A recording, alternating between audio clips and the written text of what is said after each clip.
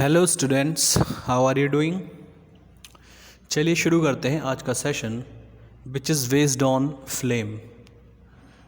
हमने अपनी daily life में डिफरेंट काइंड की फ्लेम्स देखी हैं, जैसे किचन में गैस के बर्नर से निकलने वाली फ्लेम, कैंडल की फ्लेम, जब जाड़ों में हम हाथ सेकते हैं तो जब हम आग जलाते हैं लकड़ियों में तो लकड़ियों से निकलने वाली फ्लेम।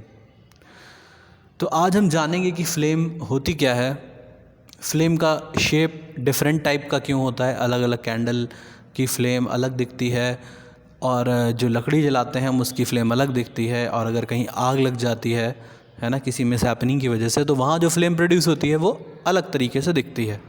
तो आज हम फ्लेम, उसके कैरेक्टरिस्टिक्स के बारे में पढ़ेंगे। तो चलिए शुरू करते हैं आज का सेशन।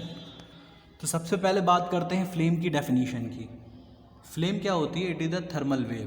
ये क्या है? एक thermal wave. Thermal means heat and wave means disturbance in the medium particles.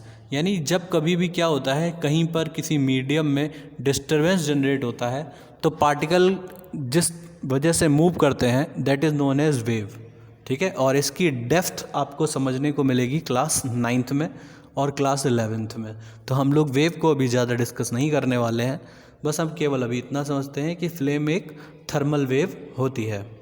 ठीक है, और ये प्रोड्यूस क्यों होती है? The reason is that it is produce due to the rapid exothermic reaction, combustion की वजह से।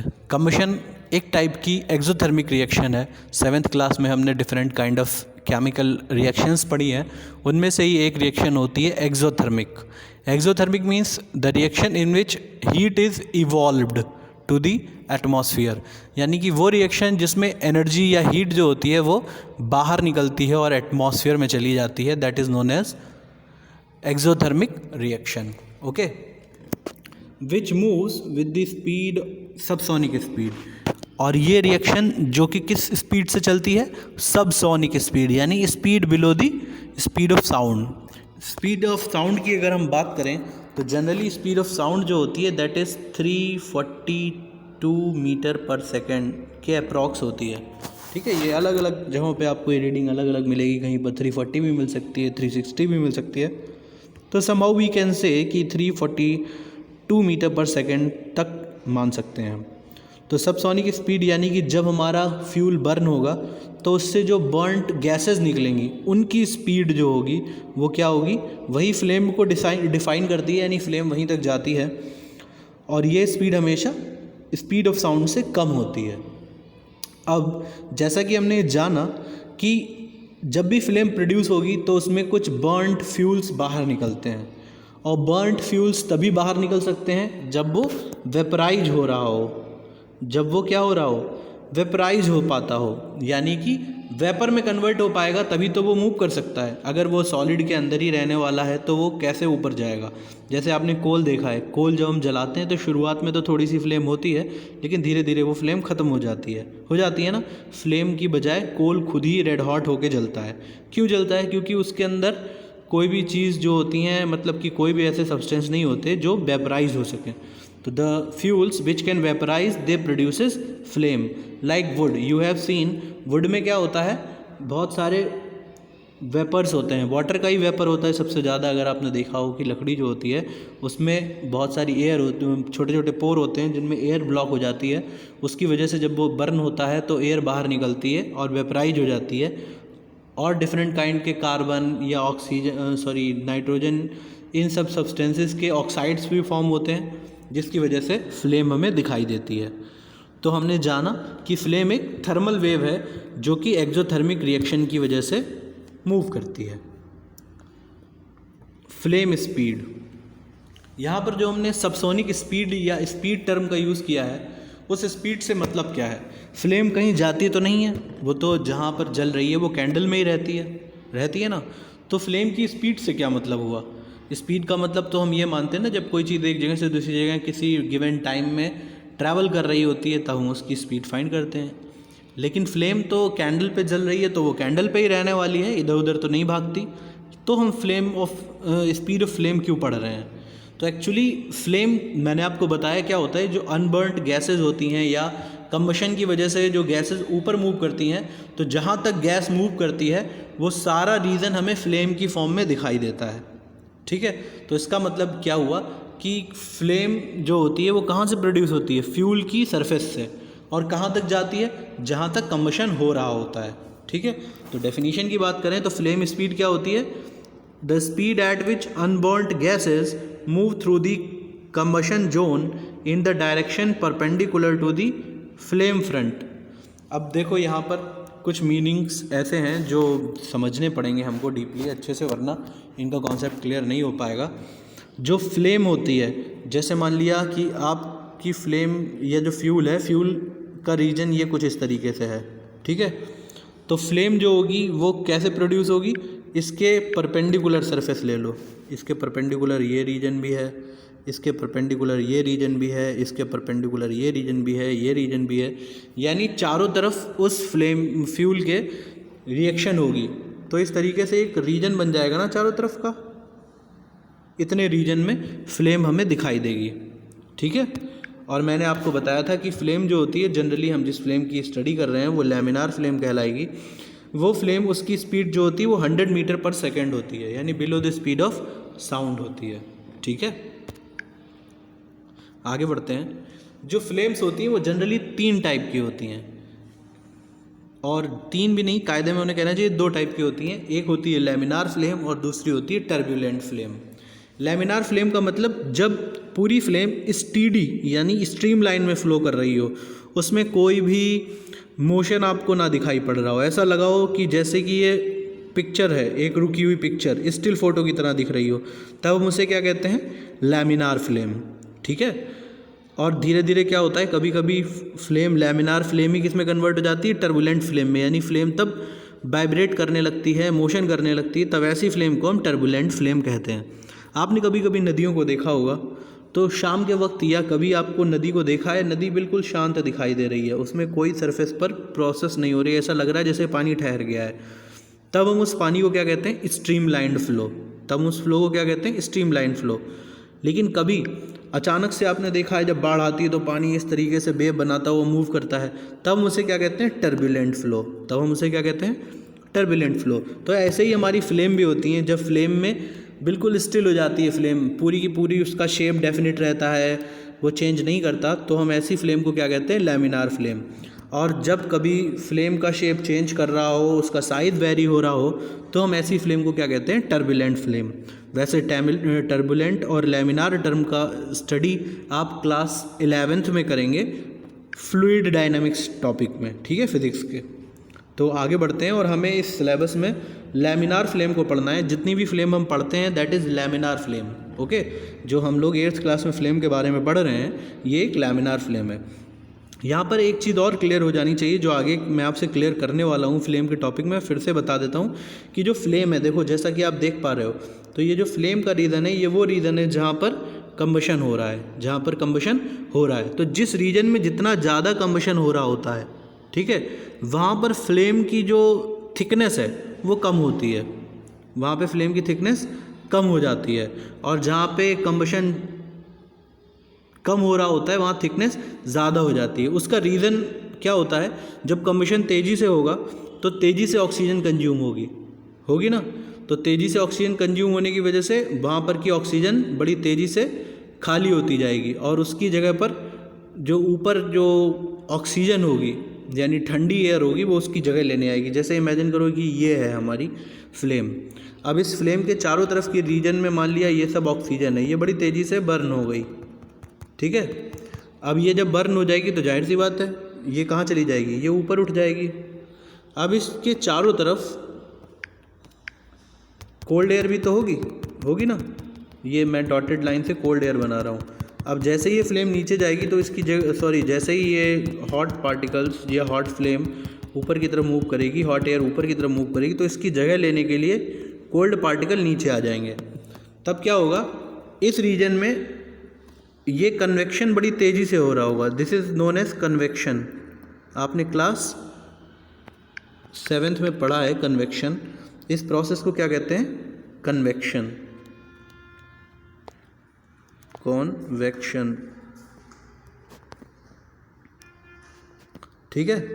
तो इस रीजन में कन्वेक्शन सबसे फास्ट होता है, फास्ट कन्वेक्शन।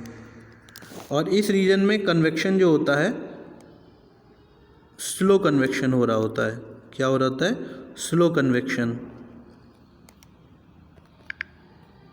Slow convection. ठीक है, समझ पा रहे हैं आप लोग? स्लो कन्वेक्शन हो रहा होता है। तो जहाँ स्लो कन्वेक्शन है इसका क्या मतलब है? वहाँ पर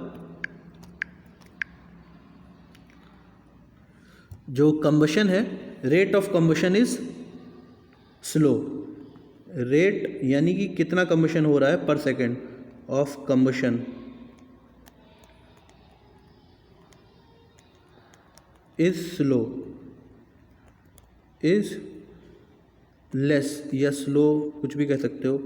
यहाँ पे rate of combustion, rate of combustion ये क्या होता है? हाई होता है।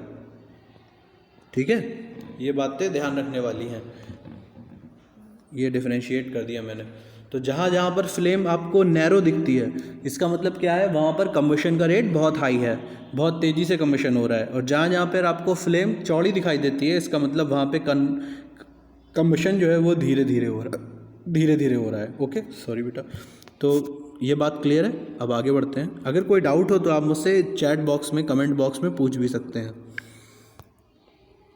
अब हम बात करते हैं स्ट्रक्चर ऑफ फ्लेम की। और जैसा कि हमें पढ़ना है, कौन सी फ्लेम? Laminar flame. ठीक है, तो लैमिनार फ्लेम की बात करें तो लैमिनार फ्लेम में 3 जोन होती हैं। सबसे बाहर होती है आउटर मोस्ट जोन, उसके बाद मिडिल जोन और उसके बाद इनर मोस्ट जोन। ठीक है, अब हम इन तीनों जोन्स को अलग अलग पढ़ने वाले हैं। ठीक है, सबसे पहले आती है आउटर मोस्ट जोन। तो आउटर मोस्ट जोन यानी कि फ्लेम का वो हिस्सा जो हमें सबसे बाहर पहले दिखाई देगा। ठीक है, यानी अगर हम फ्लेम को देखें, इमेजिन करो ये फ्लेम इधर ही बना लेते हैं। चलो, अगर हम फ्लेम को देखें तो फ्लेम का सबसे बाहर का हिस्सा, ये वाला हिस्सा मान लिया। ठीक है, ये कहलाएगा आउटर मोस्ट जोन। ठीक है, इसके बाद अंदर का एक हिस्सा होता है वो तुम्हारा कहलाएगा इनर मोस्ट जोन। ठीक है, और एक हिस्सा होता है, कायदे में इस डायग्राम को ऐसे ना बना के दूसरे तरीके से बनाते हैं, थोड़ा क्लियर हो जाए, अच्छे से बना लें कि ये है हमारी कैंडल और ये है उसकी विक। ठीक है, मोमबत्ती की में जो बत्ती होती है, जो बर्न होती है, तो जो बत्ती होती है आपको पता है, अगर आप उसे ध्यान से देखो तो बत्ती के बिल्कुल पास में कोई भी प्रोसेस नहीं हो रही होती। यानी फ्लेम जो होती है ऐसा लगता है जैसे बत्ती से दूर है ना। तो सबसे ऊपर की जो फ्लेम होती है वो किस कलर की होती है? ये आ गई हमारी सबसे ऊपर की फ्लेम। ठीक है, ये कैसी होती है? ब्लू कलर की होती है। फिर उसके बाद आती है हमारी येलो या रेड कलर की फ्लेम जो अंदर होती है। और सबसे ये जो नीचे हिस्सा होता है जो ब्लैक कलर से मैंने बनाया है, यहाँ पर जो होती है ये कैसी जोन होती है? हमारी इनर मोस्ट जोन होती है। तो हम लोग ये सारी जोन्स 1 बाय 1 पढ़ने वाले हैं। सभी को समझ में आ गया? This is 1 number zone, this is 2nd number zone and this is 3rd number zone, just near to the fuel. ठीक है, तो शुरुआत करते हैं सबसे पहले।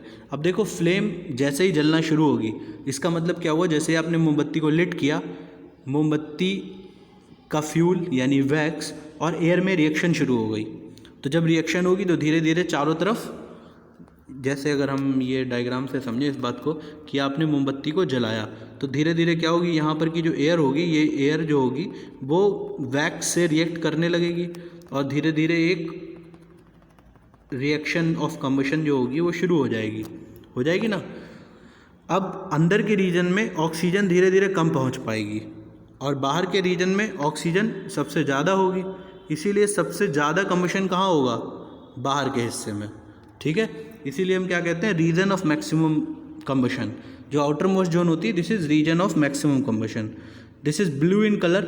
और एक्चुअली आप आगे हायर क्लास में पढ़ोगे जाके कि किसी भी कलर का मतलब क्या होता है? A particular colour have a particular thermal energy. Blue colour की एनर्जी, जैसे कि आपने पढ़ा है बिवग्योर। ठीक है, पढ़ा है ना, spectrum of sunlight, visible spectrum. तो इसमें जो वायलेट कलर होता है इसकी एनर्जी, थर्मल एनर्जी सबसे ज़्यादा होती है। Maximum thermal energy, maximum thermal energy, thermal energy.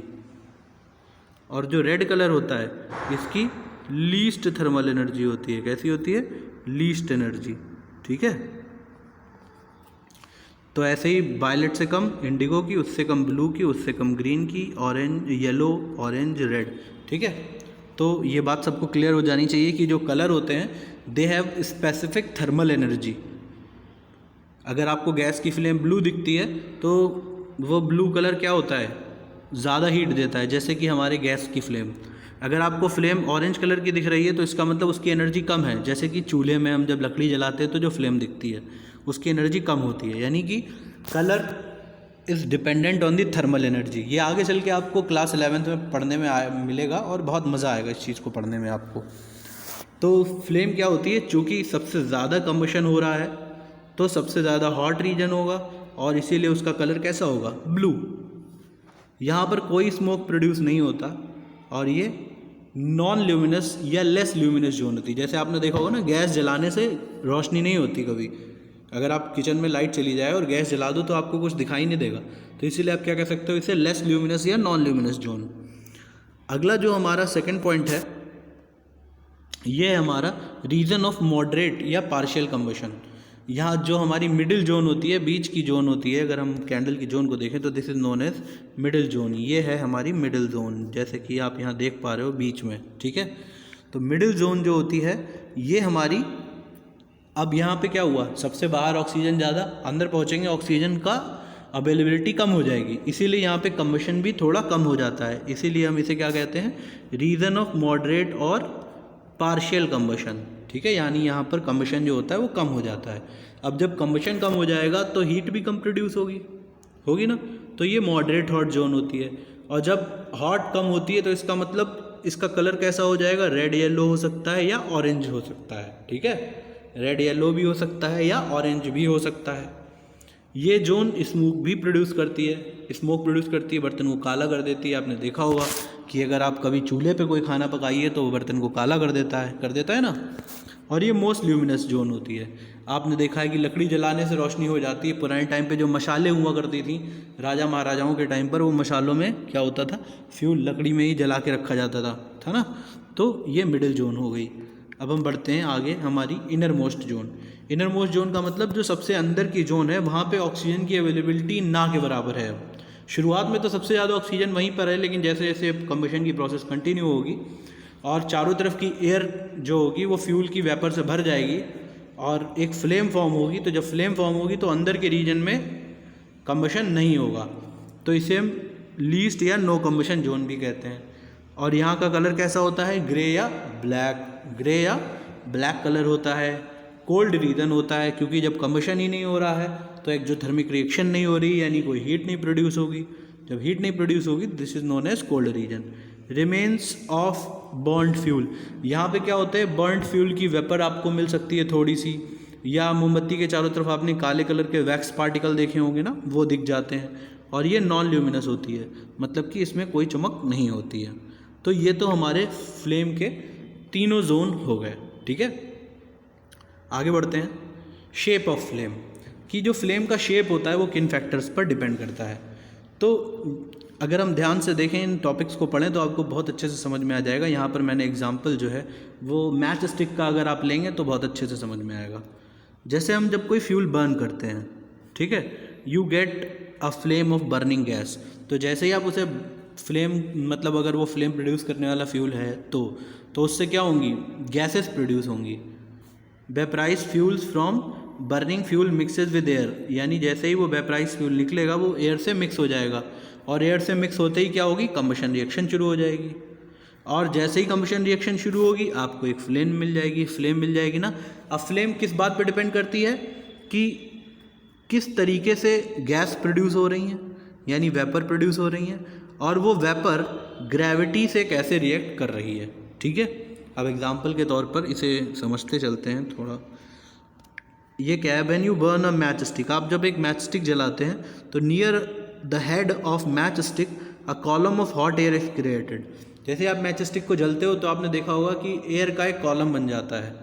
The column is Fairlie wider than the match stick itself, यानी उसके चारों तरफ जो एयर का कॉलम होगा यानी एयर आ जाएगी बड़ी तेज़ी से। जैसे ही आप कैंडल को जब आप मैच स्टिक लगाते हो, जलाते हो, तो क्या होता है, कम्बशन तेज होता है, तो बड़ी तेज़ी से एयर उसके चारों तरफ आएगी। तो उस मैच स्टिक के हेड को, यानी अगर मैच स्टिक इस तरीके से होती है ना, तो ये this is the head of the match stick, this is the head of the match stick. तो ये मैच स्टिक के हेड के चारों तरफ एयर आ जाएगी। क्या हो जाएगी, एयर आ जाएगी। इस तरीके से यहाँ पर इकट्ठा हो जाएगी। ज़रा थोड़े बड़े डॉट बना लें। मैच स्टिक के चारों तरफ यहाँ पर इस तरीके से एयर इकट्ठा होने लगेगी, और ये एयर जो होगी, एयर का जो कॉलम बन जाएगा, इस तरीके से एक कॉलम बन जाएगा, चारों तरफ बन जाएगा ना, एक सिलेंड्रिकल कॉलम बन जाएगा चारों तरफ। तो ये जो कॉलम होगा ये मैच स्टिक से बड़ा होगा ना। आपने देखी होगी फ्लेम हमेशा फ्यूल से, जिस हिस्से से जल रही होती है उससे तो बड़ी ही होती है ना। तो जो फ्लेम है, फिर से वापस इसका साइज छोटा कर लेते हैं। Now this column is fairly wider than the matchstick itself. Hot gases have more energy than colder gases. अब जब कम्बशन हो रहा होगा तो फ्यूल के पास की जो, जैसे ये कैंडल जल रही है, तो इसके पास की एयर, मैंने जैसा कि अभी बताया ना, बड़ी तेज़ी से गर्म होकर ऊपर उठ जाएगी, और ठंडी हवा, जो ठंडी हवा है, इसे कोल्ड एयर को बड़ी तेज़ी से इसकी जगह लेने यहाँ पर आएगी ना। तो ये जो कन्वेक्शन क्रिएट होगा, ये देखो ना, एक तरीके का साइकिल होगी। अब ये गर्म हो जाएगी, फिर ये ऊपर जाएगी, तो एक कन्वेक्शन जनरेट हो गया ना। तो जितनी तेज़ी से ये कन्वेक्शन हो रहा होगा जहाँ पर, वहाँ पे फ्लेम का साइज़ वेरी करेगा। अब जैसे इस रीजन में जिस जगह पे फ्लेम आपको पतली दिखती है, थिन दिखती है, उस जगह पर कम्बशन का रेट और कन्वेक्शन का रेट बड़ा ज़्यादा होगा, और जहाँ पर फ्लेम चौड़ी दिखती है वहाँ पे कम्बशन और कन्वेक्शन दोनों का रेट कम होगा। और इस वजह से आपको जो फ्लेम होती है वो कैसे दिखती है, टीयर ड्रॉप शेप, यानी हमारा जो आंसू होता है ना, इस तरीके से। कुछ फ्लेम इसी तरीके से तो प्रोड्यूस होती है। कैंडल से आपने देखी होगी, डायग्राम हमने बनाया कैंडल का, गंदा सा डायग्राम है, लेकिन आप अच्छा सा डायग्राम बनाइएगा।